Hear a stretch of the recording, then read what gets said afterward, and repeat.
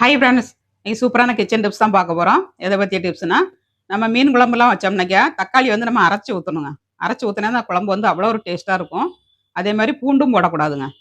பூண்டும் போடாமல் தக்காளியும் அரைச்சி ஊற்றி பண்ணி பாருங்க, அட்டகாசமாக இருக்குங்க டேஸ்ட் வந்து. இது எங்கள் ஊர் ஸ்டைலில் நாங்கள் பண்ணுவோம். எங்கள் ஊர்லலாம் நாங்கள் அந்த மாதிரி தான் பண்ணுவோம். டேஸ்ட் சும்மா அட்டகாசமாக இருக்கும். ஒரு மிக்சிங் பவுல் எடுத்துக்கோங்க. இதில் வந்து ஃபஸ்ட்டு நம்ம வரமல்லி தூள் ஆட் பண்ணிடலாங்க. 2 ஸ்பூன் வரமல்லி தூள் போட்டிருக்கேன். அப்புறமா கலருக்காண்டி 1 ஸ்பூன் காஷ்மீர் மிளகாத்தூள், காரத்துக்காண்டி 2 ஸ்பூன் வரமிளகாத்தூளுங்க.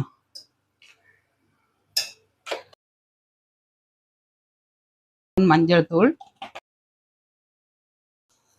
சீரகம் 1 ஸ்பூன் போட்டுக்கோங்க. மிளகு வந்து 1 ஸ்பூன் போடணுங்க. மிளகு வந்து 1 ஸ்பூன் போட்டிங்கன்னா அந்த குழம்பு வந்து நல்ல மணமாகவும் இருக்கும், டேஸ்ட்டாகவும் இருக்கும். மீன் குழம்புக்கு இம்பார்ட்டனே இந்த மிளகு தாங்க, டேஸ்ட் கொடுக்குறது. இப்போ தேங்காய் ஆட் பண்ணிக்கலாம். தேங்காய் வந்து சின்ன தேங்காயில் பாதி மாதிரி போட்டிருக்கேன். உங்களுக்கு தேவை தந்துட்டு எடுத்துக்கோங்க. அப்புறமா சின்ன வெங்காயங்க. சின்ன வெங்காயம் கொஞ்சம் நிறைய போட்டு அரைக்கணும். குழம்புக்கு வந்து ரொம்ப நல்லாயிருக்கும். தாளிக்கிறதுக்கு கட் பண்ணி வச்சுருக்கேன். இதெல்லாம் தண்ணி விட்டு நம்ம அரைச்சிட்டு அப்புறமாட்டு நம்ம தக்காளியை கடைசியில் போட்டு அரைச்சிக்கணுங்க. இப்போ தண்ணி விட்டு அரைச்சி எடுத்துக்கலாம். கொஞ்சம் ஃபஸ்ட்டு குறப்பாக அரைச்சிட்டு அப்புறமா தண்ணி ஆட் பண்ணணுங்க.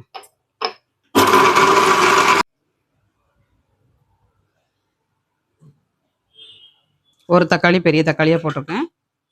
இதையும் அரைச்சி எடுத்துக்கலாம். மீன் குழம்பு வந்து நல்லா கொதிக்க ஆரம்பிச்சிருச்சுங்க. மனம் அப்படி ஒரு மனம் மணக்கு மீன் குழம்பு. இப்போ மாங்காவை ஆட் பண்ணிக்கலாம்.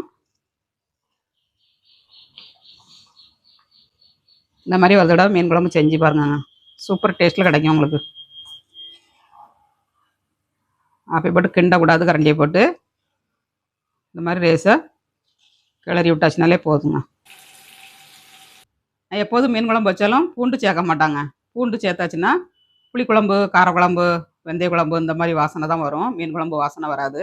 அதனால் நான் பூண்டு சேர்க்காம தான் செய்வோம். எங்கள் ஊர் சைடெலாம் நாங்கள் இப்படி தான் செய்வோம். அதே மெத்தடில் செய்கிறேன். இதை பார்த்து நீங்களும் ட்ரை பண்ணுங்கள்.